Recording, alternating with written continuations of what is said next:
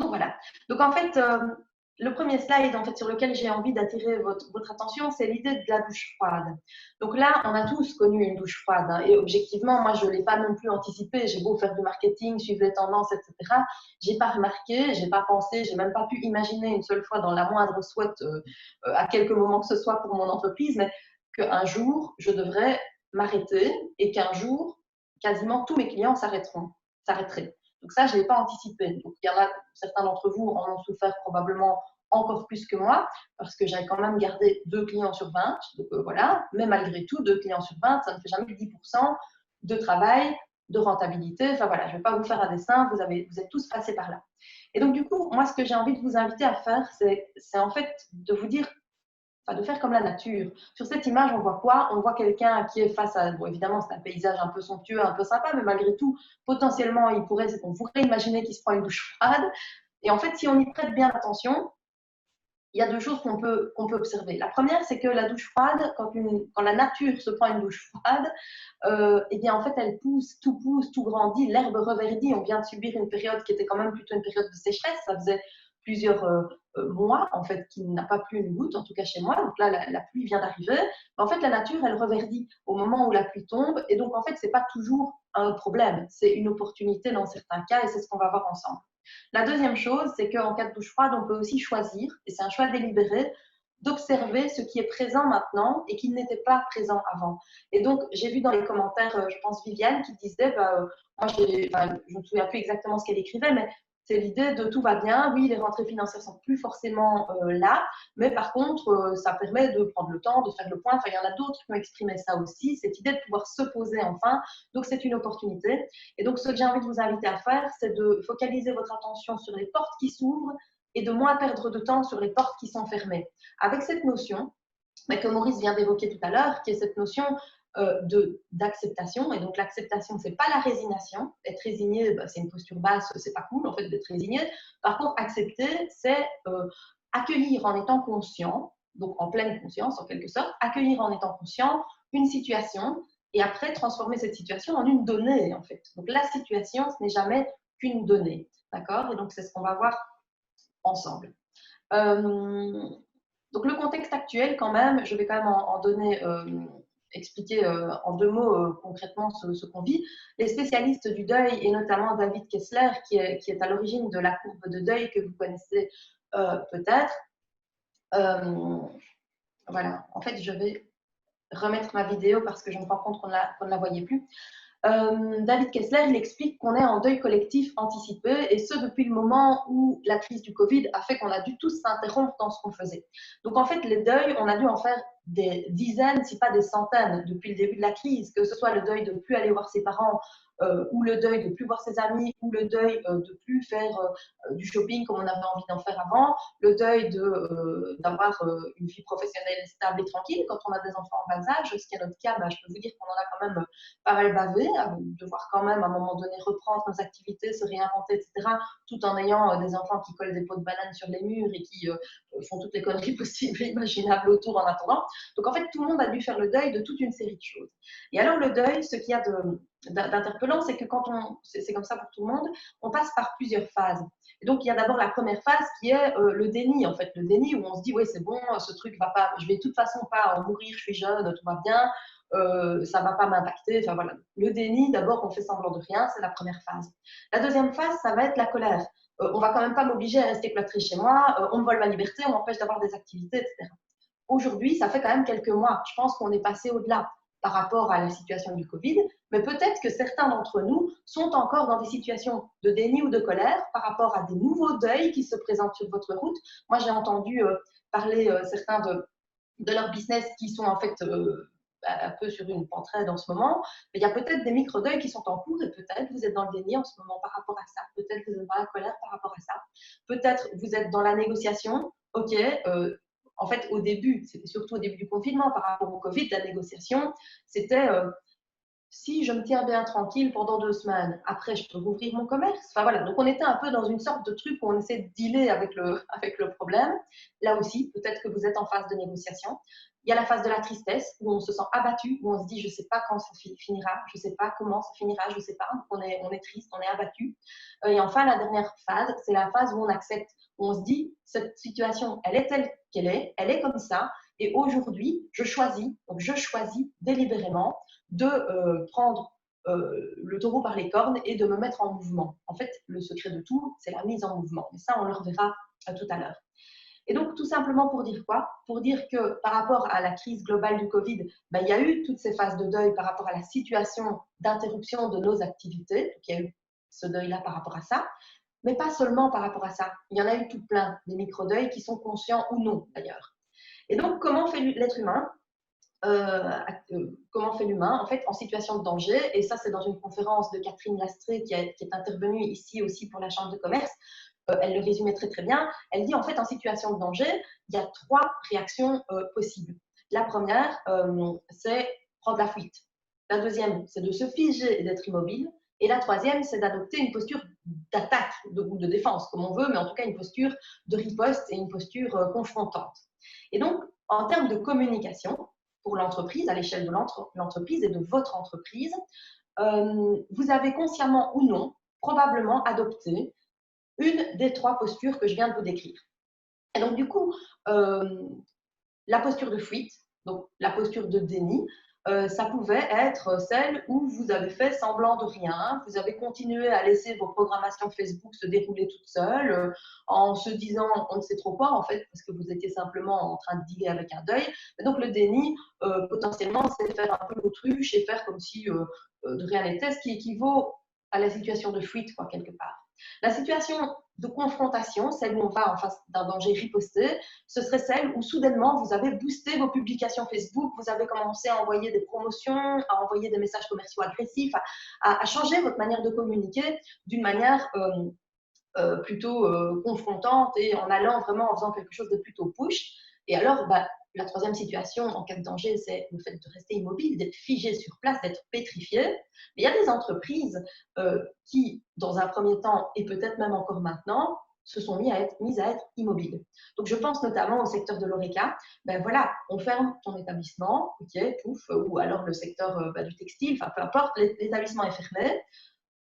Ok, ben, je dis plus rien, en fait, il ne se passe plus rien. Sauf qu'en fait, il y a moyen de continuer à communiquer avec ses communautés, avec ses clients et de continuer à exister même quand on ne vend pas. Parce qu'en fait, l'enjeu du marketing et de la communication, c'est de construire une marque attachante, une marque aimable. En tout cas, moi, c'est comme ça que j'aime les appeler, les marques aimables, donc une marque qu'on a envie d'aimer. Et ça peut se faire qu'on ait quelque chose à vendre ici et maintenant ou qu'on n'ait pas quelque chose à vendre ici et maintenant. Parce qu'en fait, ce que vous avez à vendre, même si vous ne pouvez pas faire un échange commercial et facturer quoi que ce soit maintenant, c'est vous, en fait, c'est votre marque, c'est l'identité de votre marque. Et donc, c'est un moment finalement plutôt intéressant pour se dire, finalement, qu'est-ce que je veux apporter comme contribution dans ce monde à travers mes produits, à travers mes services, à travers mon entreprise. Et donc, du coup, il y a quand même toujours moyen de communiquer. Et donc, du coup, les 3 clés que j'ai données en fait en début de confinement à tous mes clients et notamment par l'intermédiaire de vidéos, comment on va communiquer en temps de crise. On va faire une première chose qui est de se retourner vers qui l'on est soi. Qui êtes-vous? Quelles sont vos valeurs? Pourquoi avez-vous choisi de vendre tel produit ou tel service? Quels bénéfices voulez-vous apporter aux clients qui achètent vos produits et services? Donc, qu'est-ce que vous voulez apporter comme contribution en termes de solutions, en termes d'émotions, en termes de… Voilà, quelle est votre contribution? Et alors, c'est se demander, donc déjà, repartir de ça comme cahier des charges. Si vous revenez au fondamental de pourquoi vous faites ce que vous faites, il y a moyen de trouver tout un échantillon de choses à dire à ce sujet, de choses à communiquer, de choses à transmettre, mais aussi de comportements à adopter. Donc ça, c'est une première donnée. La deuxième donnée, c'est de se dire comment je me rends utile ici et maintenant. Donc je prends l'exemple du restaurant qui doit fermer ses portes. Donc maintenant, ils peuvent ouvrir leurs portes, mais dans des contextes qui font que leur rentabilité sera impactée, évidemment. Donc l'enjeu, c'est maintenant de se dire comment je fais pour rouvrir mes portes et grâce à du marketing ou à autre chose, peu importe, des idées créatives, comment je fais pour conserver une rentabilité qui soit pas trop mauvaise, quoi. Donc ça, c'est une des questions avec lesquelles on part aussi, notamment pour l'Oreca. J'ai quelques clients dans l'Oreca, donc c'est pour ça que j'y pense. Et on a fait des réunions stratégiques récemment pour évoquer ça. Donc c'est se dire comment se rendre utile. Donc au moment où l'Oreca a été fermé, bah, par exemple, on peut partager ses meilleures recettes de cocktails. On peut partager des trucs et astuces de chef cuisinier. On peut partager toute une série de choses avec l'idée de comment je me rends utile ici et maintenant. Voilà. Donc, je n'entre pas dans un détail très profond, mais je répondrai bien sûr à toutes vos questions tout à l'heure s'il y en a qui vous parviennent. Donc, je ne vois pas non plus le chat en direct, hein, comme ça vous savez. Donc, si vous dites des trucs géniaux, sachez que là, je ne les vois pas. Donc voilà. Et alors, la troisième clé, en fait, sur la communication en temps de crise, en tout cas celle que moi j'ai envie de vous transmettre aujourd'hui, c'est de finir la phrase suivante. Et si je n'avais pas peur, qu'est-ce que je ferais? Et si je n'avais pas peur, qu'est-ce que je ferais? Comment je communiquerais? Donc, en fait, la peur, c'est une émotion qui est précieuse et utile, certes, mais quand il s'agit de communiquer, si vous êtes guidé par la peur et donc par cette notion de danger, vous risquez de communiquer soit en étant figé, soit en étant un peu agressif parce que vous allez vous défendre, soit en étant dans le déni. Et donc, du coup, aucune de ces trois situations n'est idéale pour vous. Donc, en gros, se poser vraiment la question de « et si je n'avais pas peur ?» est plutôt une question utile. Alors, ce que je vous propose maintenant, c'est que je vais peut-être arrêter de partager mon écran. Je vais retourner voir dans le chat. Et alors, je vous propose, si vous avez envie, de prendre une minute, donc il est 36 à 37, on se reparle, de une minute pour vous poser la question comment mon entreprise elle a réagi face au danger. Est-ce que vous avez été dans le déni? Est-ce que vous êtes resté immobile?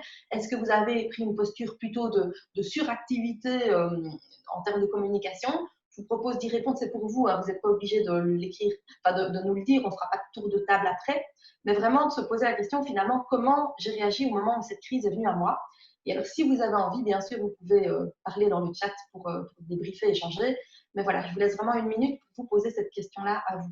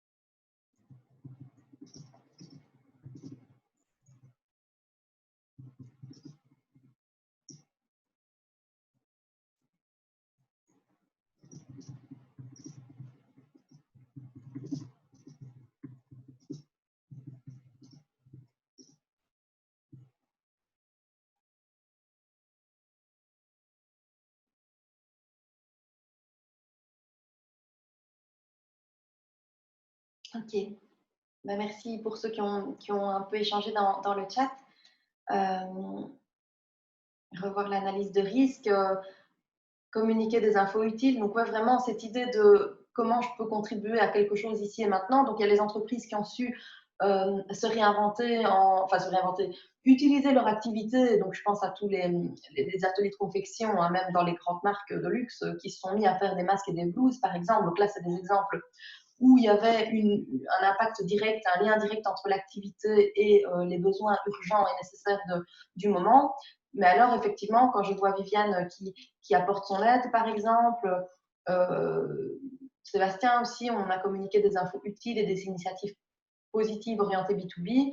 Voilà. Et puis alors, Verle qui explique, bah oui, beaucoup de temps à revoir son analyse de risque. Voilà, François qui guide les entreprises. Donc, en fait, la suractivité pour aider les autres était une posture utile. La suractivité pour se dire je teste plein de pistes en tirant dans tous les sens, c'est une posture plutôt de mécanisme de défense en fait. Et donc, du coup, bah, c'est bien si des choses ont marché. Donc, en fait, c'est bien parce qu'en fait, en marketing, on va quand même aller vérifier, valider, voir si des choses fonctionnent ou pas avant de prendre des décisions qui nous emmènent plus loin. Mais dans certains cas, ça sert, enfin, sur certaines entreprises, c'était plus de la dispersion qu'autre chose et donc c'était pas forcément très productif. Mais dans certains cas, ça peut l'être aussi. Hein, donc voilà, télétravail, donc voilà. Mais alors, je vais recommencer le partage d'écran. Ouf, voilà, partager. Normalement, ouais, c'est en ordre. Je vais juste réduire cette fenêtre. Du coup, je ne vois plus le chat, mais ce n'est pas le plus important. Pour vous dire quoi? Pour vous dire, voilà, donc j'ai fait un slide qui est tout à fait pixelisé. Donc, je vous avoue que je l'ai copié-collé il y a quelques minutes juste avant la conférence et je n'avais pas vu en fait qu'il était tout pixelisé. Mais en gros, c'est une pensée que j'espère partager avec vous. C'est l'idée que le marketing, c'est quoi? En fait, c'est de l'amour. Et qu'on ne peut pas faire du marketing influent, efficace et pertinent et juste et éthique et beau sans aimer ses clients, ses partenaires, ses fournisseurs, ses employés, ses produits, ses services, sans aimer non plus la manière dont on communique. Donc moi, j'ai quand même voilà, autour de moi des entreprises qui viennent me voir en me disant on m'a dit qu'il fallait faire comme ça pour que, je sais pas moi, qu'il fallait que je fasse des vidéos de moi sur Facebook. Bon. Ok, mais si tu n'es pas à l'aise face caméra et que tu n'as pas envie de faire une vidéo de toi sur Facebook, commence pas à investir tout ton temps et ton énergie pour t'obliger à faire un truc qui marche pour d'autres, mais qui peut-être va pas marcher pour toi. Donc en fait, c'est aimer aussi, le marketing, c'est aimer aussi la manière dont on communique et se respecter soi dans la manière dont on va communiquer, dans les outils qu'on va choisir pour le faire. La vidéo comme ça, c'est pas forcément un truc qui plaît à tout le monde et dans lequel tout le monde est à l'aise. Le rédactionnel, tout le monde n'est pas forcément à l'aise. Le fait de faire des campagnes payantes sur Facebook, il y a des gens, ils sont pas à l'aise avec ça, ils le délèguent ou le sous-traitent évidemment, mais peu importe, vous n'êtes pas obligé d'emprunter les routes qui marchent pour les autres. Vous pouvez choisir aussi votre propre chemin et il n'y a pas qu'un chemin pour arriver à l'objectif. Et donc, du coup, en gros, il y a beaucoup d'amour en fait derrière ce qu'on fait quand on communique et quand on fait du marketing, en tout cas dans ma vision, notamment parce qu'en fait, les mots-clés derrière le marketing dans ma vision, c'est des mots comme confiance, engagement, sincérité, réciprocité, fidélité, surprise, émotion. Donc, en fait, tout cet écosystème de mots, ce champ lexical, il est en lien avec aussi potentiellement la relation amoureuse. Donc, c'est ma vision et c'est la seule manière dont je pratique le métier. Alors, voilà, j'avais encore arrêté ma vidéo. Mais voilà, vous avez compris le propos, j'imagine. Donc, on en vient au cœur du sujet, qui est donc l'analyse SWOT. Et donc, l'analyse SWOT, certains d'entre vous l'ont déjà pratiquée, d'autres pas encore. Vous avez certainement téléchargé tous et toutes lu l'article que Yannick avait mis en référence sur l'inscription à la conférence, mais aussi téléchargé le document où vous allez retrouver une matrice vierge en fait de votre analyse SWOT. Mais pas seulement ça, il y a aussi toute une liste de questions, je l'ai prise ici, mais une liste de questions qui est plutôt longue sur cette analyse SWOT, parce qu'en fait, se dire, OK, donc donc je vais vous dire quand même, parce que l'analyse SWOT, ce sont les forces, les faiblesses, les opportunités, les menaces. Donc la SWOT, ça sert à quoi? C'est un outil de marketing et de coaching, en fait, soit dit en passant, qui vise à apporter un regard sur des éléments internes à l'entreprise, les forces et les faiblesses, mais aussi sur des éléments externes à l'entreprise, les opportunités et les menaces. Et donc, du coup, le Covid, clairement, c'était une menace que moi, j'avais jamais notée dans aucune SWOT parce que je la voyais vraiment pas venir. Et je pense que je suis pas la seule. Mais donc, du coup, c'est un outil très, très simple. J'adore quand les outils sont très simples parce que, du coup, ils sont faciles à prendre en charge et à mettre en œuvre. Après, il faut un niveau de profondeur pour en retirer vraiment l'essence et voilà ce que certains d'entre vous ont évoqué au moment du tour de table. Mais en gros, c'est simple, quoi. Il y a 4 cases. Les forces, les faiblesses, ça, ce sont des éléments internes à votre entreprise. Les opportunités, les menaces, eh bien, ce sont des éléments externes à votre entreprise. Et donc, du coup, la SWOT, elle peut être faite en début de projet, mais aussi à peu près tous les 6 mois. Tous les 6 mois, vous pouvez vous reposer les questions. Et donc, du coup, sur le document que vous avez probablement téléchargé avant de vous inscrire à cette conférence, si ce n'est pas le cas, faites-le après, il n'y a pas de souci. Mais il y a toute une série de questions qui sont assez détaillées. Ce ne sont pas les seules questions possibles, ce sont celles qui me sont venues quand j'ai écrit l'article. Simplement parce que si vous vous demandez simplement, OK, quelles sont mes forces? Vous allez noter beaucoup de choses, je l'espère pour vous, mais peut-être que ça restera sur un niveau assez superficiel, on va dire. Alors que si vous, pas superficiel, incomplet, ce ne sera pas superficiel, ce sera incomplet, pardon, j'ai mal choisi mon mot, donc un niveau peut-être pas assez complet. Par contre, si vous vous dites, en prenant cette liste de questions ou d'autres, vous les inventez, les questions, par rapport à vos forces, en quoi mon entreprise est-elle un bon employeur? Ça, c'est une question que vous pouvez réellement vous poser ou poser aux gens qui font partie de votre entreprise. Voilà. Et donc là, vous aurez encore des éléments de réponse qui viendront alimenter la case des forces. D'accord? Et ainsi de suite avec les faiblesses, les opportunités, les menaces. Donc, je ne vais pas entrer dans le détail parce que ça, vous pouvez le télécharger, c'est gratuit et donc vous l'aurez sous la main. Tout simplement pour dire quoi? Pour dire que dans votre SWOT, vous allez entrer dans un niveau de profondeur pour chercher les infos. Vous allez collecter aussi, ça c'est un conseil hyper important, mais si vous êtes dans une entreprise avec plusieurs départements, il faut des points de vue représentatifs. Donc si vous êtes une PME de 5 personnes, eh bien faites votre SWOT avec les 5 personnes.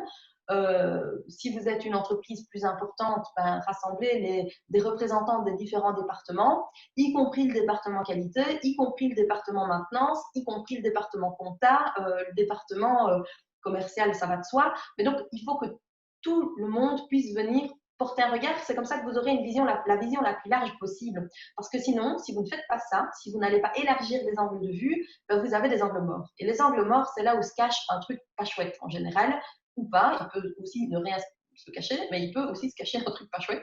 Donc du coup, la SWOT, ça se fait en impliquant vraiment des points de vue représentatifs. La direction est évidemment la première concernée et donc doit être présente parce qu'une SWOT sans direction égale une SWOT qui n'ira pas beaucoup plus loin que cela, potentiellement, puisque la direction prend souvent les décisions. Et donc, pour récolter des informations utiles pour venir enrichir, alimenter votre analyse SWOT, d'une part, la liste de questions dont je vous ai parlé, mais aussi toute une série de manières de vous poser la question entre vous en équipe. Donc, je vous donne simplement un exemple pour les gens qui sont en équipe. Eh bien, c'est ce petit jeu. Alors, je ne sais pas si vous le voyez bien, je vais l'approcher de ma caméra. Voilà, c'est le jeu Totem que certains d'entre vous ont peut-être déjà. Donc, je vois, je regarde juste le chat quelques secondes parce que je vois qu'il y a des commentaires, peut-être qu'on n'entend pas ou pas. On a des visuels. Ah oui, c'est peut-être Maurice qui me disait que je n'avais pas ma caméra. Voilà. Aurons-nous les visuels PowerPoint? Oui, tout à fait. Oui, j'enverrai le visuel PowerPoint, il n'y a pas de souci pour ça. Donc voilà, est-ce que vous avez bien vu le jeu Totem? Voilà, je vous le montre. C'est un petit jeu, donc imaginons que vous commenciez votre réunion en équipe avec, pour travailler sur votre SWOT. Il y a des cartes sur lesquelles il y a des animaux, voilà, des animaux avec des qualités. Par exemple, ici, le renard, il gère de main de maître les situations compliquées. Et puis, il y a aussi des cartes avec des qualités. Donc, par exemple, minutieux, ici, le souci du détail. Voilà. Donc, en fait, une manière d'utiliser ce jeu totem, moi, je l'utilise dans plein de situations. Ça ne veut pas dire que vous êtes obligé de faire comme moi, mais c'est un outil qui sert vraiment à plein de choses, et notamment quand on fait une SWOT, quand on a son équipe autour de la table, ça met tout le monde en plus de bonne humeur, donc c'est quand même plutôt un truc cool à faire. Vous étalez toutes ces cartes, il y en a, je ne sais pas combien, quelques dizaines, vous étalez toutes ces cartes sur la table, face visible, et vous dites à votre équipe, vous avez l'espace de 3 minutes pour aller choper une carte animale avec donc des capacités super sympas. Donc le renard ici, il gère donc les situations de main de maître, les situations compliquées de main de maître, et une carte qualité, donc une carte animale et une carte qualité, à chacune des personnes autour de la table. Et donc du coup, ce qui est sympa, c'est que derrière les capacités des membres de votre équipe, ce sont des forces de votre entreprise. Et donc ça, il y a plusieurs effets qui se coulent dans ce petit jeu de début de réunion autour de la SWOT. Notamment, ça me met la banane à tout le monde parce que c'est quand même plutôt sympa de savoir qu'on sait gérer des situations compliquées et qu'en plus on est minutieux. Ceci est parfaitement fictif puisque je vous ai laissé un slide pixelisé en slide 3, donc vous vous doutez que ce n'est pas représentatif de qui je suis nécessairement moi. Voilà, mais donc c'est sympa. Et en plus de ça, derrière le fait que quelqu'un dans votre entreprise sache gérer les situations compliquées, ça fait partie des forces qui sont donc internes à votre entreprise. Et donc, vous allez avoir un répertoire de forces. Il n'y a pas que cette manière-là de faire. On peut aussi le faire quand on n'a pas de jeu totem sous la main. Je vous ai donné un exemple dans l'article que j'ai rédigé et que vous pouvez aller consulter via le lien qui était dans l'invitation en fait, de la conférence. On peut aussi se coller des post-it avec des qualités dans le dos, enfin peu importe, mais votre équipe, c'est quand même aussi une source de talent. Et donc, du coup, parfois, on oublie qu'on a ces talents en interne et qu'on peut les utiliser, évidemment, de manière éthique, responsable et bienveillante, mais pour faire croître son entreprise. Donc ça, c'était le petit point que j'avais envie de partager avec vous pour vous permettre d'aller chercher de quoi alimenter votre matrice SWOT de manière pertinente. Voilà. Donc là, il y a quelques exemples de questions, mais vous les aurez, ces questions-là, donc vous n'êtes pas obligé de capturer l'écran qui est déjà peut-être un peu pixelisé aussi chez vous. Donc voilà. Donc ce que j'ai envie de dire là maintenant, je vais revenir du coup en arrêtant le partage d'écran. Voilà. Comme ça, je vous reprends face à moi. Ah, merci Sébastien d'avoir mis la liste de questions. Donc ce que je voulais vous dire, c'est que le passage où on va s'intéresser à remplir les 4 cases de son analyse SWOT, alors c'est marrant parce que je dis 4 cases et je fais des gestes en miroir, enfin bon bref, tout cela n'est pas très grave mais c'est drôle. On va mettre beaucoup de temps, beaucoup d'énergie, on va aller chercher des infos. Si vraiment vous vous posez les questions de manière profonde et de manière détournée, voilà, vous allez avoir quand même beaucoup d'énergie et beaucoup d'informations. Ça va être vraiment un tableau très très riche, très très dense. Donc vous allez mettre de l'énergie, du temps, etc. sur cet outil. Mais après, en fait, c'est pas fini. Il va falloir mettre quasiment plus d'énergie sur le suivi à donner à ce tableau. Et c'est un peu l'idée de certains d'entre vous en début de conférence qui disaient, ben voilà, c'est fait, et maintenant, comment je passe à l'action? Qu'est-ce que j'en fais, en fait, de ce truc? Et donc, c'est ce qu'on va voir maintenant, à moins qu'il y ait quelques questions. Je ne sais pas s'il y a déjà quelques questions. Ah, en équipe, Yannick m'interpelle en privé, mais du coup, je vais répondre en public parce que c'est une très bonne question. Pour les entrepreneurs solo, et ça, c'est une vraie bonne question. Donc, les entrepreneurs solo, j'avais prévu un slide d'ailleurs, je vais vous le partager, puis je reviendrai. Voilà. En fait, voilà. Hop, voilà. Donc, pour les entrepreneurs solo, j'avais choisi ce slide-là parce que ça m'amusait beaucoup. Enfin, soit, ce n'est pas très important. Qu'est-ce qu'on peut faire, en fait, quand on est entrepreneur solo? Je vais maintenant, hop, recommencer ma vidéo, comme ça vous me voyez.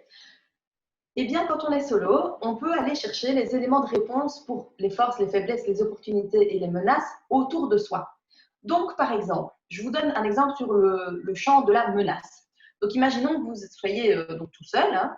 Eh bien, je suis sûre qu'autour de vous, vous avez vraiment un nombre incommensurable de personnes qui seraient d'accord de vous dire tout ce qui pourrait foirer dans votre projet.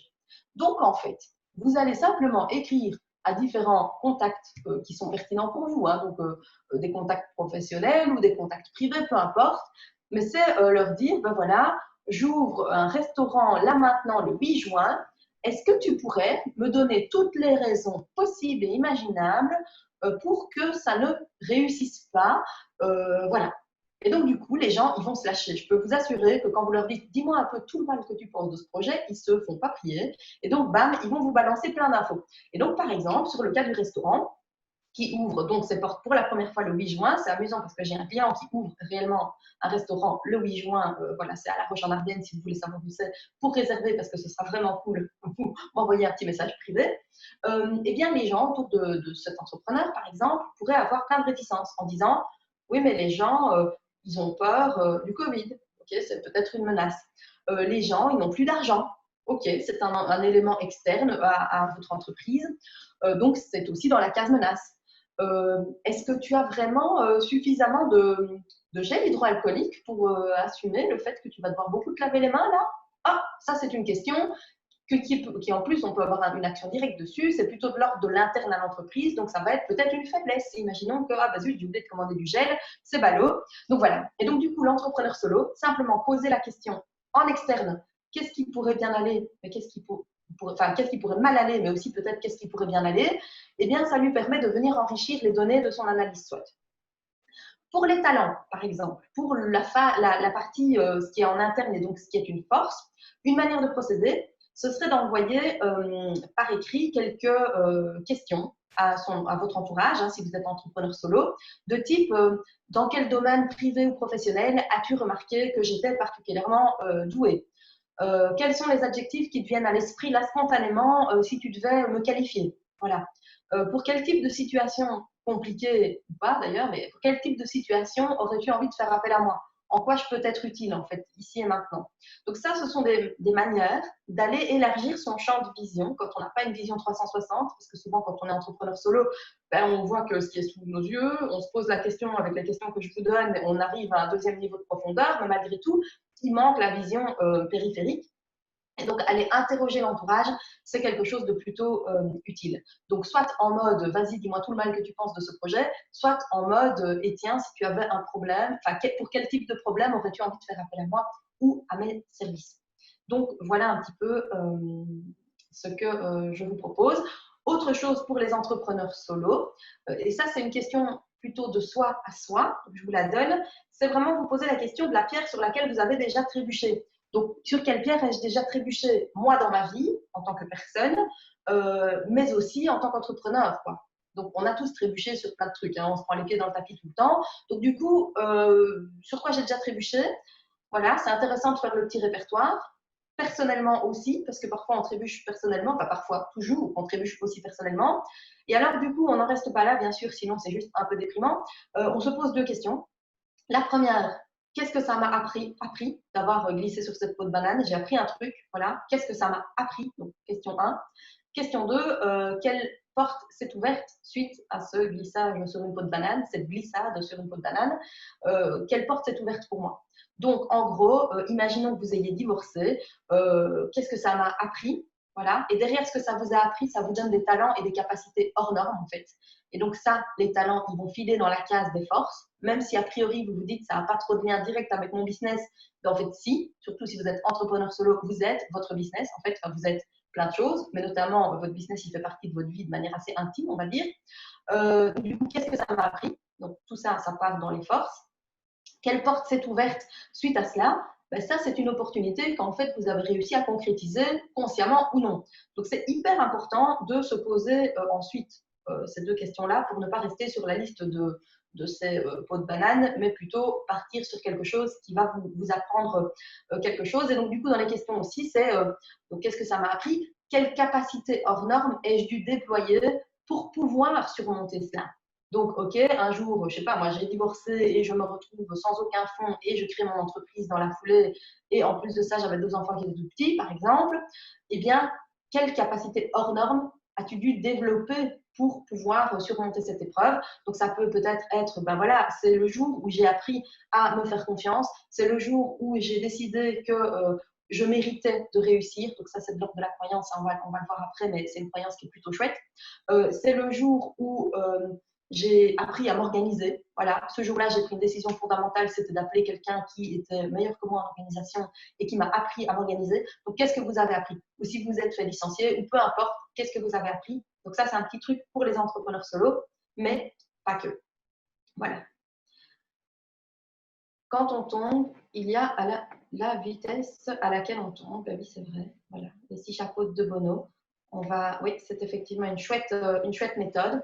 Donc, petit moment coulisses où je vais remplacer mes notes, parce qu'en fait j'avais 2 pages de notes, par mes autres notes pour être sûr de ne pas partir en cacahuète en vous parlant pendant 5 heures, parce que c'est un peu mon petit défaut à moi.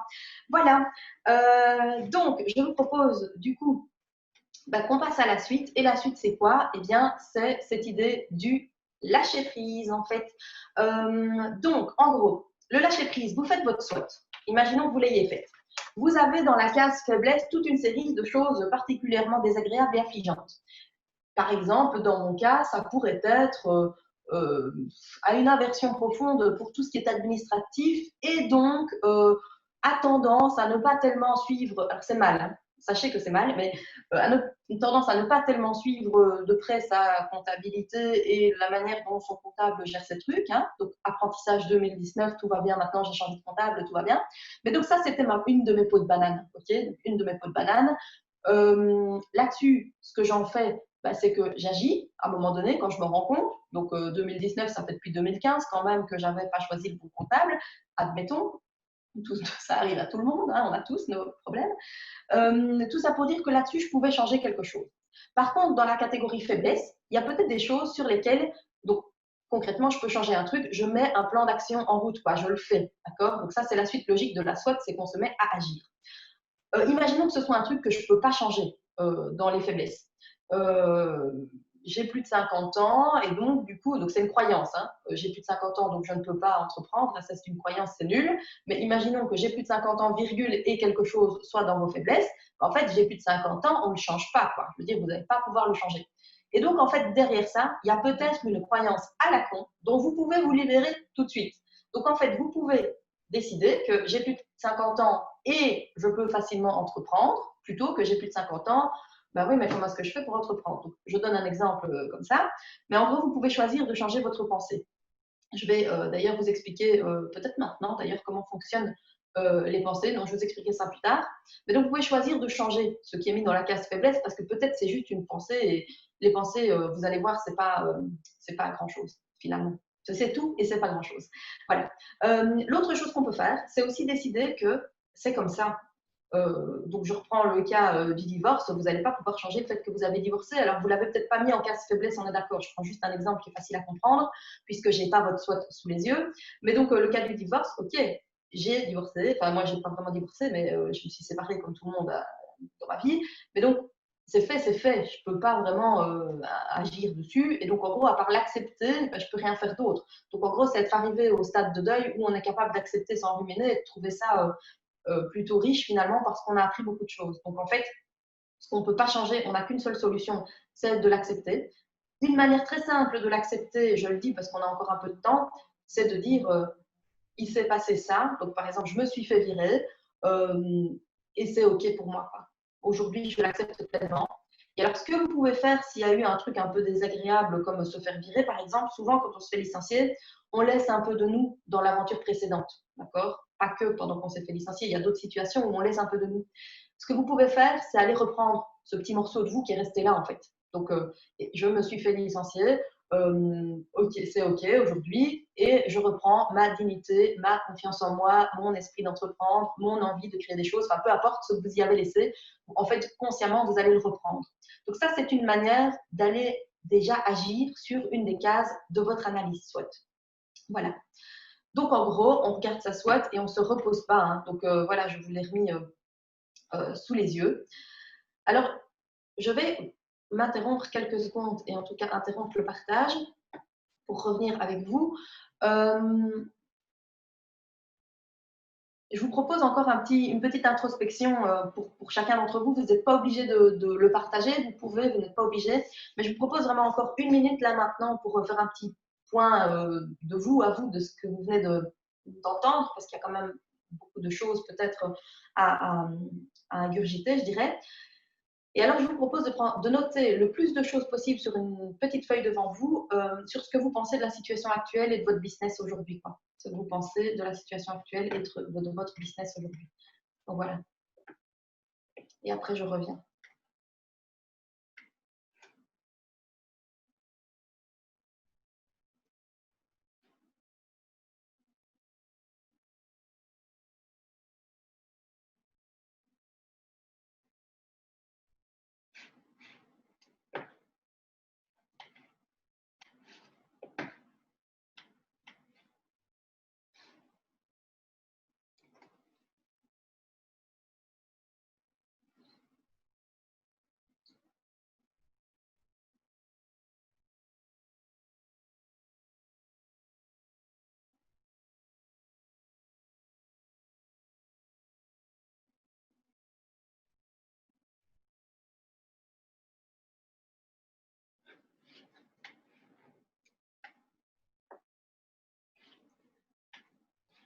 Voilà, je reviens vers vous.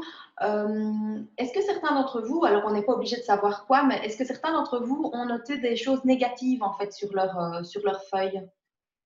Peut-être on peut se dire un petit oui via le chat. Voilà, est-ce que certains d'entre vous ont des choses négatives? Et à l'inverse, est-ce que certains d'entre vous ont des choses positives? Voilà. Pas de négatif, super. Voilà. Positif, super. Merci Veil, merci Amélie. Donc en fait, l'idée, ça c'est super. Donc c'est bien, hein. Vous avez déjà évolué pas mal parce que je suis sûre qu'on vous aurait posé la question jour 1 du Covid, ce n'était pas pareil. Mais donc ce qu'on pense de la situation actuelle, vous allez pouvoir faire un tri. Voilà, j'ai des personnes qui me répondent en privé qu'ils ont les deux. Un tri entre ce qui est plutôt galvanisant et positif et ce qui ne l'est pas du tout en fait. D'accord? Donc, ce que vous pouvez faire par rapport à ça, c'est quoi? C'est décider que les pensées positives et que les éléments positifs, vous allez les garder. Donc là, je vous ai demandé ce que vous pensez de la situation. Donc en gros, la pensée, elle est là, elle est juste dans votre tête. Tout ce qui n'est pas positif, vous pouvez choisir délibérément de le prendre, de prendre votre feuille, hein, d'identifier ce qui n'est pas positif et de symboliquement aller le mettre à la poubelle. Pourquoi? Parce qu'en fait, les pensées, c'est juste votre tête qui est en train de réfléchir et de s'organiser, etc. Et donc, elle est super précieuse, votre tête, c'est super, c'est vraiment bien. Par contre, ce qu'on pense, le mental, c'est jamais que 2 à 5% de l'ensemble de qui l'on est et de ce qui se passe. Hein. Donc, du coup, c'est un truc qui est hyper important, mais qui, en même temps, n'est pas représentatif de l'ensemble. Voilà, une évolution dans les clients. Ok, c'est chouette. Avec des mesures qui ont été prises, je vois dans le chat. Donc, en fait, je vous explique simplement en 2 mots, avec un exemple ultra simple, comment fonctionne la pensée. Dans la vie, il y a des contextes. Donc, le contexte, il est neutre. Il y a une situation, elle est neutre. Donc, c'est le contexte. Exemple, je prends un exemple très con, il pleut. C'est un contexte neutre. C'est un contexte neutre, mais vérifiable. C'est-à-dire que si je vais au tribunal et qu'on doit me juger et que je dois dire oui, je vous jure, il pleuvait, voilà, l'IRM peut en attester. Il y a tous les habitants de ma rue qui vont pouvoir dire ah ben ouais, quand même, tel jour il pleuvait, tout ça. Donc, c'est vérifiable, c'est neutre et vérifiable. Donc, c'est un contexte et ce contexte est neutre. Il pleut. À partir de cette idée de la pluie, enfin du fait qu'il pleut, je vais avoir une pensée. Et alors, sachez qu'on est tous traversés par à peu près 50 000 pensées par jour, qui sont pour la plupart inconscientes, et Dieu merci, sinon on serait mort tellement on réfléchirait. Donc, en gros, on peut, à partir du contexte, avoir une pensée. Et donc, le Covid, on a eu une pensée. Donc là, je reprends l'exemple de la pluie parce que c'est facile. Il pleut, je peux avoir une pensée qui est, ça va encore être une journée pourrie. Donc ça, c'est ma pensée. Du coup, donc derrière le contexte, il y a la pensée, derrière la pensée, il y a l'émotion. Quand je me dis ça va être une journée pourrie, ben, en fait, je ne me sens pas en super forme, je me sens un peu triste, un peu déprimée, ça ne me fait pas rire la vie. Donc, du coup, l'émotion qui vient, ce n'est pas une émotion agréable, c'est une émotion où, en gros, contexte, pensée, émotion, action. Qu'est-ce que je fais quand je vois qu'il pleut, que je me dis ça va être une journée pourrie, que je me sens un peu triste? Techniquement, dans mon cas, ce serait me rouler en boule devant une série Netflix, dans un plaid avec de la glace potentiellement. Donc ça, c'est l'action, donc super enthousiasmant hein, comme action, vous l'aurez remarqué, qui génère ensuite une réaction de mon entourage, du monde autour. Donc mon entourage ici, ça va être ma famille. Techniquement, vous avez compris, j'ai des enfants qui sont plutôt petits. Donc en gros, les murs vont être peints à la confiture et ça aura pour effet, donc ça c'est l'action, c'est la 5e étape, donc circonstances, pensée, émotion, action, réaction. Les murs repeints à la confiture, ça fait quoi? Ça génère encore plus, ça renforce encore plus mon idée de départ qui était que ça allait être une journée pourrie. Parce que de fait, c'est une journée pourrie quand mes enfants ont collé leurs tartines sur les murs. C'est pas cool, d'accord? Donc ça, tout ça, mon comportement va partir de ma pensée. Et la pensée, elle se forge à partir d'un contexte, d'une situation. Quand on remet la situation dans un mode neutre ou dans un mode positif, il pleut, journée parfaite pour faire des cookies, action, émotion, joie, enthousiasme, pétillance, action, je fais des cookies, réaction, tout le monde en mange, on est content. C'est vrai, c'était vraiment une journée parfaite pour faire des cookies. La même situation de départ a généré un cercle vertueux. D'accord? Donc, en fait, ça, c'est le modèle de Brooke Castillo, qui est une coach américaine. Si jamais vous cherchez dans Google, ça s'appelle CPEAR. Vous verrez, c'est super important. Une fois qu'on a compris ça, on peut changer à peu près n'importe quel contexte en une pensée qui est positive et pas désagréable et qui, du coup, engendre une série d'actions, d'émotions et de réactions qui sont vertueuses et pas tout à fait plombantes, comme la situation 1 que je viens de vous décrire. Donc, ça, c'est comme ça que la pensée se forme. Et donc, c'est aussi pour ça que c'est important parfois de se poser en tant qu'entrepreneur solo ou en tant qu'entreprise en équipe en se demandant en fait qu'est-ce qu'on en pense. Qu'est-ce qu'on en pense? Parce qu'en fait, dans ce qu'on en pense, il y a un ramassis de croyances. Et les croyances, ça fait le petit chemin de contexte, pensée, émotion, action, réaction. Et alors, on peut choisir en fait de changer la croyance de départ. D'accord? Donc ça, c'est un petit truc que je vous donne. Et alors, on va passer maintenant, donc n'hésitez pas si ce n'était pas clair ou quoi, on en reparle à la fin quand on fait le question-réponse. Je vais repartager un peu mon écran, comme ça vous voyez où j'en suis. Plouf. Voilà, donc je regarde ici, quelques techniques pour faire un pas de plus, c'est exactement ce qu'on va voir maintenant. Donc là, je viens déjà de vous partager la notion de, voilà, je remets ma vidéo, la notion de pensée. Donc ça, c'est une chose, ça fait partie des techniques que vous pouvez utiliser.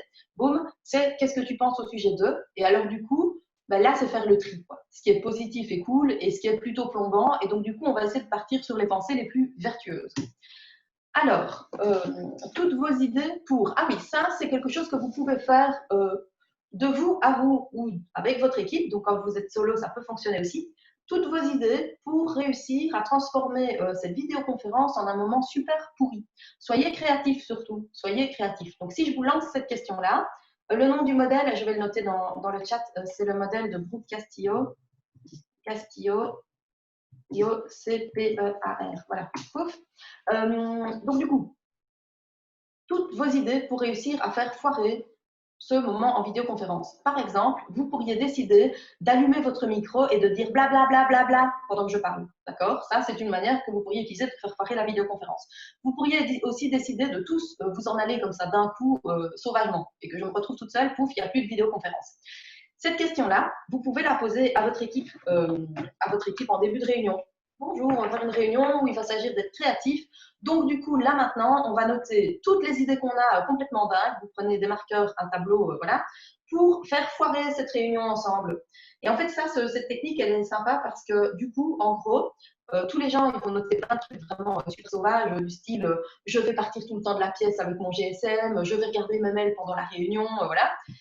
Et en fait, ce sera le cahier des charges de tout ce qu'on ne va pas faire, puisque bien sûr, la conclusion de cela, ce sera on n'a pas envie de la faire foirer cette réunion. Donc ça, c'est une manière d'entamer la suite et de réfléchir, soit en équipe, soit tout seul, parce qu'en fait, tout seul, on est aussi bien capable de s'organiser pour faire foirer ses propres réunions stratégiques avec soi-même. Hein. Du style, tiens, mon thé est froid, je vais peut-être aller le réchauffer. Enfin voilà, on trouve toujours une bonne excuse. Donc ça, si vous prenez le temps pour le noter, vous aurez le cahier des charges de ce qu'il ne faut pas faire pour que ce soit fructueux par la suite. Alors, ceux qui ont assisté à la table à tracer, petit point, c'était une conférence que Yannick avait organisée il y a quelques semaines et c'était vraiment cool d'ailleurs parce que c'était riche et dense. Mais donc du coup, en gros, la table à tracer, je ne vais pas vous refaire le schéma, mais c'est 9 points différents qui commencent par la prise de conscience. Et donc là, pour ceux qui ont suivi la table à tracer, sachez que la SWOT, elle intervient au moment de la prise de conscience, c'est une des étapes. Et alors, sachez aussi, et je ne vais pas m'appesantir puisque ce n'est pas l'objet de la conférence, mais que tout ce dont je vous parle et dont je vais encore vous parler là maintenant en termes d'outils peut venir enrichir la case créativité. Quoi. Voilà, par exemple. Ça va? Donc, si jamais on peut en reparler par la suite. Alors, technique de créativité, ça a été évoqué par je ne sais plus qui, quelqu'un, je pense que c'est dans le chat tout à l'heure, les chapeaux de Bono. Alors, la plupart d'entre vous les connaissent certainement, donc je récapitule juste en 2 mots de quoi il s'agit. En fait, il s'agit de prendre, de distribuer en fait différentes postures pour porter un regard sur une situation. Donc, par exemple, si vous décidez de mettre en œuvre, je sais pas moi, de la vente en ligne de vos vêtements parce que soudain les gens ne peuvent plus aller chez vous, donc vous allez faire un mini défilé sur Facebook pour montrer les collections que vous avez en ce moment, les associations de vêtements, vous avez décidé de vendre des tenues toutes faites des pieds à la tête pour vos clients, par exemple. Eh bien, vous pouvez décider qu'à partir de cette idée, on va quand même s'organiser pour voir comment on la met en œuvre, est-ce qu'elle est bonne à mettre en œuvre, et tchac. Donc voilà, les chapeaux de Bono, c'est une manière de le faire. Ça veut dire quoi? Ça veut dire qu'autour de la table, vous allez distribuer des rôles. Donc le rôle neutre, le rôle de celui qui a des émotions, de l'émotionnel, de celui qui surréagit, qui s'investit, qui parle à l'intuition, à l'instinct avec les tripes. Le rôle du créatif, le créatif qui ne voit pas, merci Leslie pour ton petit mot, le rôle du créatif qui ne voit jamais les problèmes. Donc en fait, le créatif, il ne voit jamais les problèmes. Le pessimiste, forcément, il les voit tous.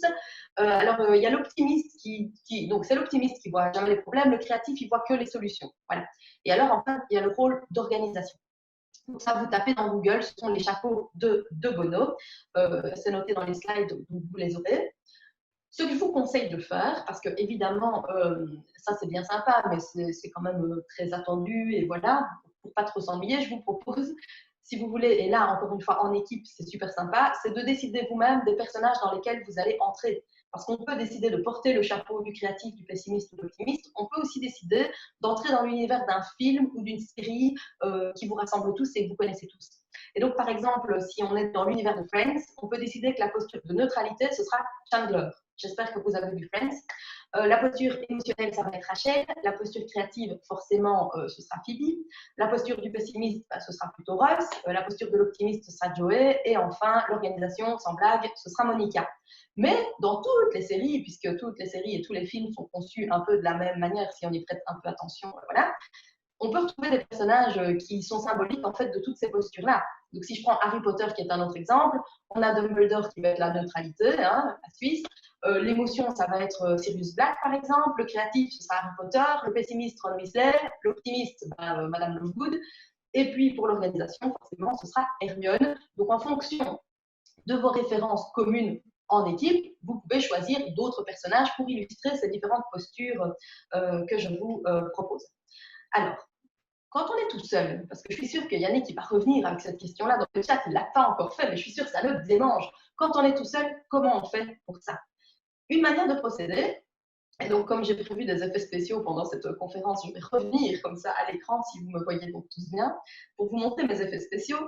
Ce que vous pouvez faire, c'est décider d'endosser des paires de chaussures, mais pour de vrai.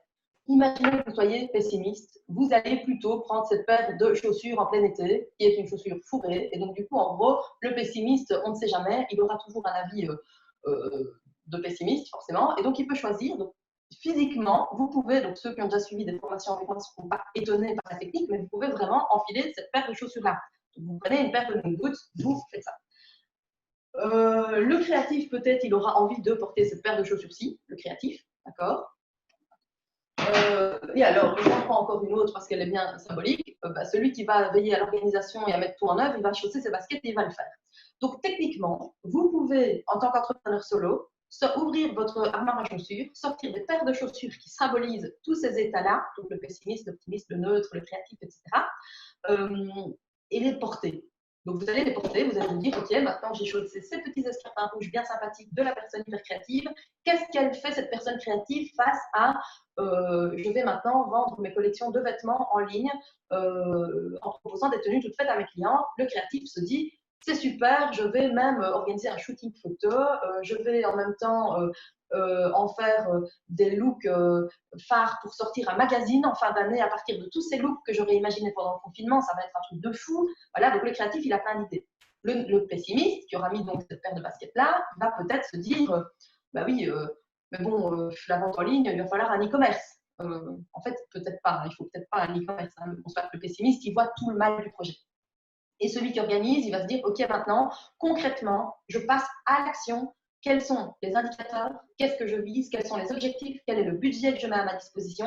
Donc, celui qui va organiser tout, il va se poser les questions d'organisation nécessaires. Donc, je ne vais pas rentrer trop dans le détail. Je vous laisserai un peu mûrir le truc parce que j'ai envie d'en partager d'autres techniques avec vous. Pourquoi je veux en partager d'autres? Bien parce que il y en a peut-être, vous allez les trouver super chelous, vous n'aurez pas du tout envie de les utiliser. Et puis, il y en a peut-être d'autres, vous vous direz, ça, Laurence, j'aime bien, celle-là, je vais la prendre pour moi. Donc, en gros, l'idée de cette conférence, ce n'est pas que vous fassiez tout ce que je vous propose de faire. C'est que vous décidiez s'il y en a qui vous plaisent ou qui vous plaisent plus que d'autres et de vous mettre en action. Donc, je vous ai parlé de… Donc, je vais reprendre le partage d'écran. Plouf. Voilà. Donc, du coup, votre version déjantée, je vous en ai parlé, c'est celle que vous allez mettre en œuvre vous-même, avec votre équipe ou pour vous, comme vous aimez bien. Un truc que vous pouvez faire aussi qui marche plutôt pas mal, c'est, donc en gros, je rembobine, les 4 cases de votre SWOT vont pouvoir faire l'objet, tous les points quasiment des 4 cases de votre SWOT vont pouvoir faire l'objet d'une réflexion plus poussée pour transformer la menace en opportunité, pour concrétiser l'opportunité, pour que la faiblesse soit plus un problème dans votre vie d'entrepreneur ou dans votre entreprise et pour que la force soit encore sublimée. Donc, ce que je voulais dire, c'est que les forces, il y a des faiblesses où, en gros, si je ne suis pas bonne en maths, je ne vais jamais aller me former en maths pour essayer de devenir médiocre en maths, quoi. Vous voyez un peu l'idée. Donc, dans les faiblesses, il y a des trucs qu'il ne faudra jamais chercher à compenser. C'est une donnée, il faut faire avec, quoi. D'accord? Mais donc, du coup, en gros, le mode silence, c'est quoi? C'est que parfois, vous allez prendre un élément, une ligne de votre analyse, soit dans la case faiblesse, force, opportunité, menace, on s'en fout, mais vous allez dire à votre équipe ou vous dire à vous-même, en mode silence, en laissant 5 minutes de temps, quelles sont toutes les idées, comment je peux mettre ça en œuvre et comment je peux faire un plan d'action. En fait, le mode silence cumulé à un temps court, voilà, de réflexion, vous oblige à sortir tout ce que vous avez dans votre trip le plus vite possible sans commencer à tergiverser, à vous raconter la vie, etc. Donc, c'est une manière d'aller très vite, en fait, le mode silence. Donc, testez ça avec vos équipes. Maintenant, en mode silence, tout le monde se tait, faites comme vous voulez. Dans 10 minutes, on se reparle et il doit y avoir un plan d'action pour mettre en œuvre cette idée merveilleuse de je vends mes tenues en ligne via un petit défilé sur Facebook. Voilà. Alors, la technique du renard et de la vipère. J'en ai déjà un peu parlé tout à l'heure quand je parlais aux entrepreneurs solo où je leur disais, bah, demandez un peu à vos amis tout ce qu'ils pensent de négatif au sujet de votre projet.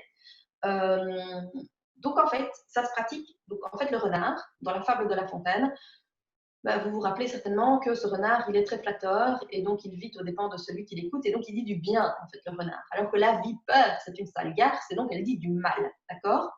Donc quand vous allez avoir une idée, donc par exemple l'idée de, bah tiens, si je faisais un petit défilé via Facebook et que je vendais des tenues toutes faites, hein, cette idée-là, bah, vous allez la soumettre au renard et à la vipère. Comment vous allez faire? Si vous êtes tout seul, vous allez envoyer cette idée à 15 personnes, 20 personnes autour de vous en disant, bah tiens, et si je faisais ça, peux-tu me dire, donc vous le faites dans un Google Form potentiellement, à la forme, enfin contactez-moi si jamais l'idée vous plaît, mais voilà, vous allez leur demander, explique-moi tout ce qui est cool dans cette idée, le positif, ce qui est génial dans cette idée, mais donne-moi aussi tout ce qui pourrait foirer, ce qui est nul ou ce qui n'est pas cool dans cette idée, d'accord?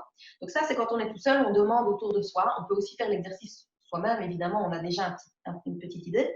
Mais alors, cette technique-là en équipe, si vous avez une équipe, c'est vraiment génial. Vous pouvez le faire à tout moment, en fait, hein, pas que sur votre SWOT, mais c'est partir de l'idée de base, mettre les gens en rang face à face, comme s'ils faisaient une aide d'honneur. Et donc, du coup, il y a des personnes deux par deux qui sont face à face.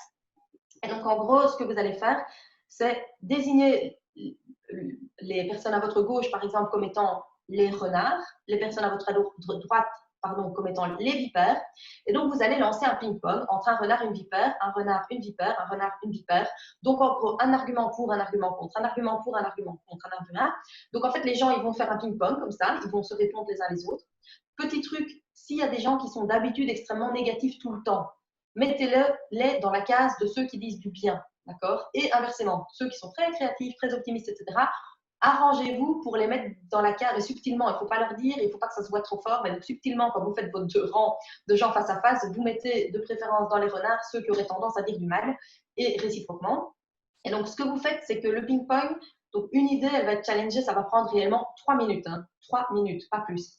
Vous allez enregistrer sur votre smartphone tout ce qui se dit, parce qu'en fait, sinon, vous n'allez jamais réussir à le noter, vous n'allez jamais le retenir. Et donc, comme c'est de l'or, puisqu'à partir de là, vous avez tous les arguments de force et tous les arguments contre hein, l'idée qui était dans l'idée de départ, vous allez pouvoir établir un plan d'action pour contrer toutes les idées négatives qui sont sorties de là. J'entre pas dans le détail parce que le temps est compté et j'ai envie de pouvoir vous laisser la parole aussi. Mais si jamais vous voulez faire ça et que vous vous posez des questions, bien sûr, vous me contactez via LinkedIn, via ma page Facebook ou par mail. Vous faites comme vous voulez, je réponds de toute façon partout. Et voilà, et donc c'est une idée qui prend en gros 3 minutes si vous avez une équipe et un peu plus le temps d'envoyer votre message si si vous êtes entrepreneur solo. Je vous parle d'un concept aussi qui s'appelle le produit augmenté de Levitt. Je vais aller très vite dessus, mais c'est un outil de marketing que j'utilise tout le temps en fait. Je l'adore parce qu'il est encore une fois super simple. Moi j'aime bien les trucs super simples. L'idée c'est qu'au centre de la cible, il y a votre produit. Donc le produit de base. Donc imaginons qu'on est un coiffeur. Je prends un exemple, c'est shampoing coupe brushing. Voilà, je donne un exemple que tout le monde comprend. Donc le produit de base. Le deuxième cercle, ça va être le produit attendu. Qu'est-ce que les gens attendent quand ils viennent consommer votre produit ou votre service? Je prends l'exemple du coiffeur puisque ça parle à tout le monde. Ça va être d'avoir des toilettes à disposition, d'avoir un truc qui protège les vêtements quand on se lave les cheveux et de ne pas avoir des cheveux partout. C'est d'avoir un siège confortable pour attendre. Donc, il y a toute une série de choses qui sont attendues quand on vient consommer votre produit ou votre service. D'accord? Donc, dans votre business, c'est le cas aussi. Ça, c'est ce qu'on attend de vous. Alors, autour de ça, il y a le produit augmenté. Le produit augmenté, c'est tout ce que vous faites encore en plus et qui n'était pas attendu. Donc, je reprends l'exemple du coiffeur parce que c'était un client sur un projet qui en fait n'a jamais vu le jour. Mais bref, la stratégie avait été faite. Il n'a pas vu le jour parce qu'en fait le local n'était plus disponible, enfin le lieu qui devait être loué n'était plus disponible au moment où les entrepreneurs ont pris leur décision parce qu'ils ont pris un peu trop de temps, je pense. Mais voilà, après c'était juste comme ça pour eux. Donc en fait, ce coiffeur-là, il allait proposer le fait de pouvoir commander des plats à emporter à l'avance quand on vient se faire coiffer pour ne pas devoir penser à son souper et pouvoir venir chez le coiffeur à 17 ou 18 heures ou à 19 heures quand on a fini son travail. Ils allaient proposer tous les jours de 16 à 20 heures une babysitter dans une pièce séparée mais visible. et insonorisé. C'est important quand on a des enfants qui crient pour que les mamans puissent passer un vrai bon moment. Voilà. Il allait proposer une lampe de luminothérapie dans l'espace d'accueil parce que simplement, c'est quand même sympa de pouvoir s'offrir de la luminothérapie gratos comme ça en attendant. Donc, du coup, ça renforçait, ça transformait le moment d'attente en un moment de temps pour soi, ce qui était l'objectif évidemment de son salon. Et donc, du coup, le produit augmenté, c'est tout ce que vous, selon vos valeurs, votre ADN et les attentes de votre cible, vous allez pouvoir encore mettre en œuvre. D'accord? Donc, ça, c'est le produit augmenté. Attention, le produit augmenté devient attendu dans certains cas. C'est-à-dire que si dans votre produit augmenté, il y a « je ferai un drink pour les 10 ans de mon commerce », c'est super sympa et tout, personne ne va s'attendre à avoir une coupe de champagne à chaque passage dans votre boutique. Par contre, si, comme le coiffeur, vous avez décidé de mettre une babysitter tous les jours de 16 à 20, le jour où la babysitter n'est pas là, même s'il n'y a aucun autre coiffeur qui fait ça au monde, vous avez déçu et donc du coup, vous perdez votre client. Donc en fait, le produit augmenté peut devenir attendu pour votre client. Donc ça, c'est un truc qu'il faut quand même savoir et anticiper. Et alors autour, le dernier cercle, je vais passer brièvement dessus, c'est le produit potentiel. C'est tout ce que vous pourriez encore faire pour aller enrichir encore votre offre de service ou de produit. Voilà, en gros, ce que j'ai envie de vous dire du produit augmenté. Je répondrai évidemment aux questions, qu'elles arrivent maintenant ou qu'elles arrivent plus tard, hein, parce que peut-être vous avez besoin d'un peu de temps pour prendre les outils en main et les intégrer. Alors, je passe rapidement à ceci. En gros, c'est l'idée de vous poser la question sous une forme nouvelle. Donc, en mode silence, c'est une nouvelle manière de vous poser la question. En mode, et si on utilisait de l'image, des visuels, des découpages, des cartes postales, des petites cartes de jeu, il y a des cartes avec des belles images, il y a le jeu Dixit, il y a beaucoup de gens qui utilisent le jeu Dixit. Pour répondre aux questions qu'on se pose, c'est une nouvelle manière d'aller stimuler le cerveau différemment. Donc voilà, le fait de le faire de manière visuelle, c'est une manière d'activer votre cerveau différemment et donc d'obtenir de nouvelles réponses pour aller un pas plus loin. Donc, qu'est-ce qu'il est marqué là? Ah oui, on peut aussi faire le brainstorming, évidemment. Ça, je vous laisse taper dans Google. En fait, un brainstorming, mais ça, je pense que vous êtes tous bien conscients, c'est pas juste se demander, tiens, qu'est-ce qu'on ferait bien maintenant et avoir une discussion ouverte. C'est un truc cadré avec différentes phases. Je vous laisserai les découvrir ou vous pouvez me contacter, je vous expliquerai tout si vous avez envie, mais c'est aussi une manière de prendre un élément de votre SWOT et de le porter plus loin en organisant un brainstorming dans les règles de l'art. Voilà. Le pouvoir de la nature, donc ça c'est quelque chose que moi je pratique beaucoup, je coach et je consulte, enfin je fais de la consultance en forêt. Pourquoi? Pour différentes raisons super sympas, vous pouvez aller taper bain de forêt dans Google, vous verrez tous les bénéfices de la forêt et de la nature au sens large, donc le jardinage, la balade, la marche en forêt, peu importe. Ça vous permet de sortir du contexte, de sortir du cadre et de venir nourri de nouvelles énergies et de nouvelles idées. Donc, moi, mon site web, à chaque fois que je dois le refaire, je vais quand même souvent marcher en forêt et je peux vous dire que je l'ai fait plein de fois parce qu'en fait, alors après, évidemment, nous, on le fait en interne, ça fait partie de nos compétences, donc c'est un peu plus facile de le refaire plein de fois. Mais surtout, c'est très difficile de parler de soi et comme évidemment, c'est mon métier de parler des autres, j'avais envie de le faire moi-même. Et donc, ça me prend des plombes et donc parfois, je ne le fais pas bien parce que c'est dur de parler de soi. Enfin bon, voilà. Donc, bref, j'étais confrontée à ça. Et donc, mon site web, je le fais typiquement, je le fais en forêt. Enfin, je marche en forêt et puis boum, les idées me viennent. Donc, voilà, c'est une petite astuce que vous pouvez pratiquer aussi. Et alors, ici, encore une astuce qui rejoint déjà certaines choses dont on a parlé, c'est les 12 bonnes raisons, je regarde, voilà, les 12 bonnes raisons de réussir à ne pas passer à l'action maintenant.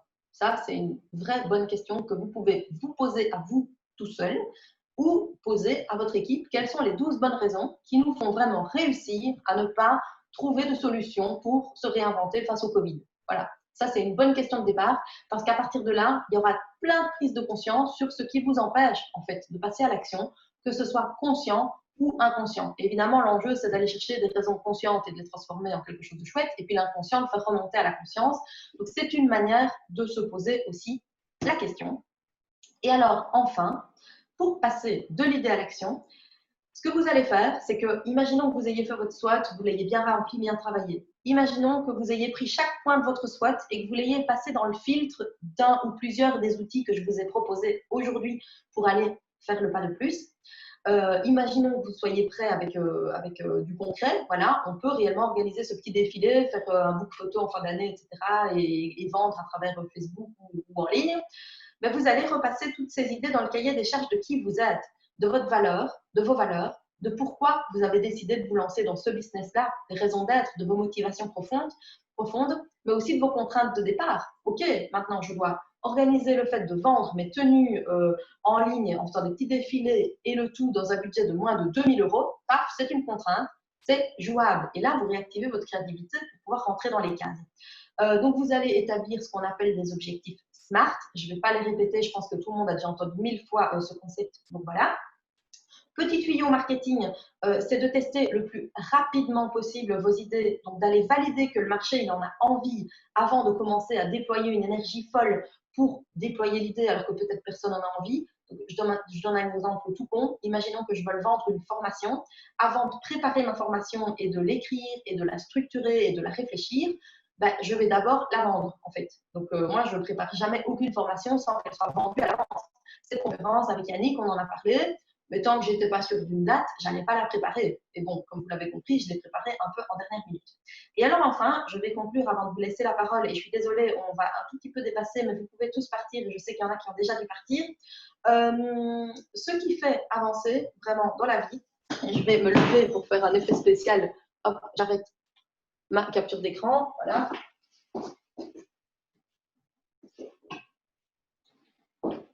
Ce qui fait vraiment avancer dans une vie et dans la vie professionnelle, c'est ce pouvoir que vous avez tous en vous, que je symbolise sous cette forme de baguette magique que j'ai fait faire par les ateliers du Sopon, donc c'était sympa, sur laquelle, je ne sais pas si vous voyez bien, mais il est marqué « Je décide ». En fait, la seule chose qui vous permet de pouvoir sortir des impasses, c'est la prise de décision. Donc, en gros, à chaque fois que vous êtes dans une ornière, dans une impasse, vous allez vous demander qu'est-ce que je peux décider maintenant. Et parfois, la décision, ce sera je décide de refermer mon ordi et de ne plus y penser jusque demain. C'est une décision, tant qu'elle est prise en conscience et que vous y arrivez, c'est très bien. Ça peut être je décide que je ne vais pas faire ce projet ou je décide que je vais faire une analyse SWOT concrète pour pouvoir avancer un pas plus loin. Donc voilà, en gros, ce que j'avais envie de partager avec vous, n'oubliez jamais le pouvoir que vous avez tous et toutes en tant que personne et en tant que chef d'entreprise, qui est celui de prendre les décisions qui sont justes pour vous. Et ces décisions, elles viennent souvent de quelque part ailleurs que dans la tête, parce que sinon, vous n'auriez pas besoin de vous poser les questions sous les formes dont on vient de parler jusque maintenant. Donc voilà, je suis à votre disposition pour vous aider à utiliser votre baguette magique. N'hésitez pas, je crois que voilà. N'hésitez pas à interagir, à poser vos questions, peut-être via le chat par écrit ou en prenant la parole. Yannick, je ne sais pas comment tu vois la chose. Voilà.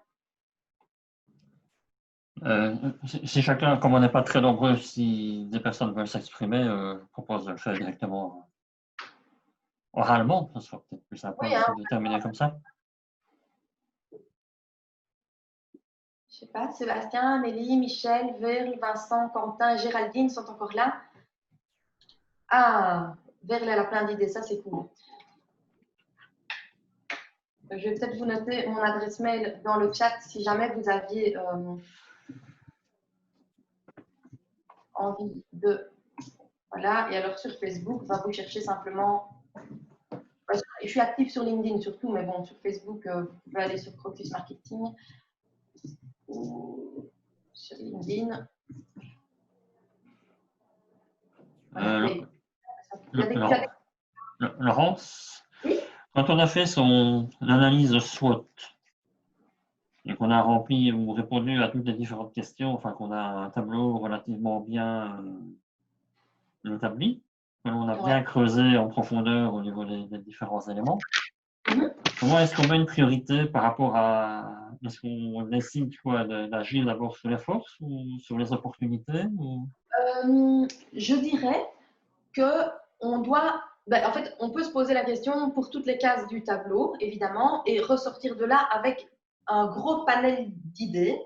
Et alors après, moi, ce que j'aime bien faire, c'est séparer, trier les idées. Une fois qu'elles sont sorties, c'est de les trier entre ce qu'on peut appeler les quick wins, donc les petits coups rapides qui sont des coups gagnants immédiats, Donc, par exemple, décider de prendre des tenues en photo pour les mettre sur Facebook, ben ça, c'est un quick win, c'est facile à faire, on peut le faire tout de suite, c'est pas compliqué, sauf si on veut des photos professionnelles, mais même là, c'est pas extrêmement compliqué ni extrêmement coûteux.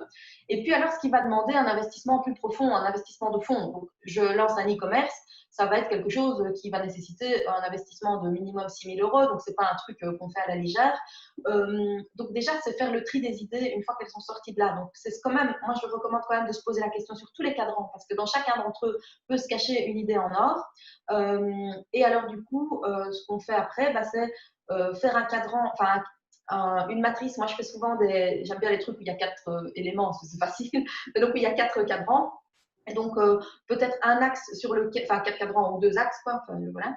Un axe sur lequel il y a rapidité d'exécution, budget à investir pour concrétiser l'idée, et aller reclasser ces idées-là sous forme de post-it ou sous forme de ce que vous voulez, ou les écrire sur une grande feuille, entre est-ce qu'il y a un budget important et une rapidité ou une énergie d'exécution à mettre en œuvre qui est importante ou pas.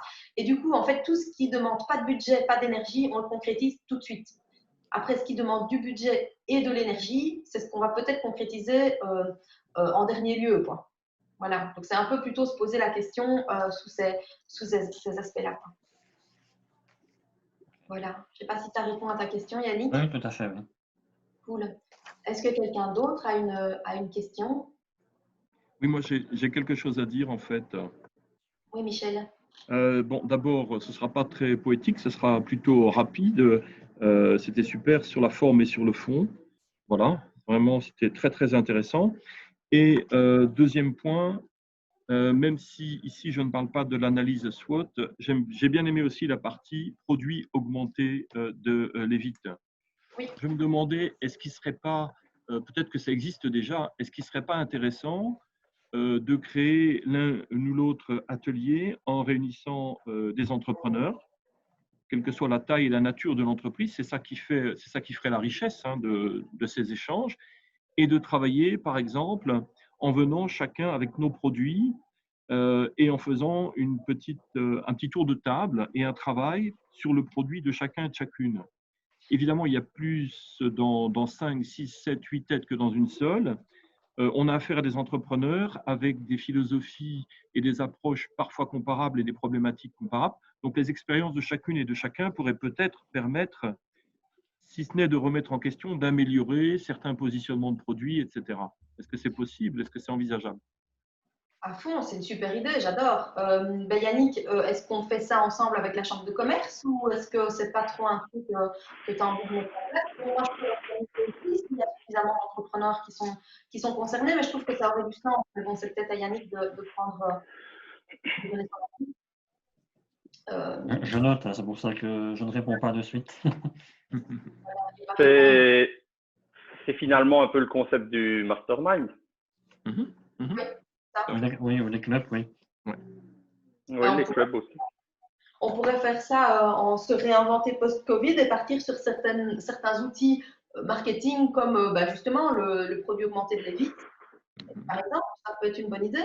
Moi, je suis partante en tout cas parce que ce serait riche pour chacun et ça aiderait aussi les entreprises à avoir des visions complémentaires, évidemment. Oui, Okay. C'est une super idée à réfléchir pour mettre en œuvre ça de manière assez... Il y a le chat, Yannick, j'ai envie de poser la question, qui serait partant de faire ça autour, par exemple, du produit augmenté et que chacun vienne avec son produit ou service et qu'on consacre un moment de réflexion à chacun autour d'un meeting avec peut-être 5, 6 personnes maximum. Dans le chat, peut-être ceux qui seraient intéressés par ça peuvent se manifester. Donc, Maurice, il est partant. Forcément, Michel, j'imagine aussi. Bien sûr. Michel, Maurice. Sébastien, voilà, Sébastien serait partant aussi. Ah, tu sondes le marché avant de développer le produit, c'est ça, Laurence? Exactement, tu as tout bien retenu, Yannick. Vous voyez comment on fait l'air de rien comme ça? Bam, Quentin, il a même dit à fond, Quentin, ça c'est cool. Quentin, Vincent, du coup, serait partant aussi. C'est juste comme ça, on contacte que ceux que ça intéresse, évidemment. Donc voilà. Donc, oui, bon, on peut proposer ça plus largement à tous ceux qui n'ont pas spécialement assisté à la séance. Et alors, techniquement, il faudrait qu'on soit 5, hein, enfin 5 entrepreneurs pour qu'on ait le temps de passer chaque projet en revue, 5 ou 6 peut-être. Du coup, on peut peut-être faire 2 groupes différents. Enfin bref, on organisera ça, alors on va faire ça. Cool. Est-ce qu'il y a une autre question, une autre réaction? On a déjà dépassé un peu le timing. J'espère que vous n'avez pas trop faim.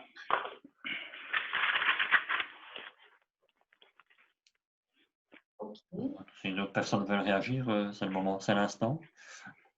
Ou d'autres questions ou d'autres suggestions?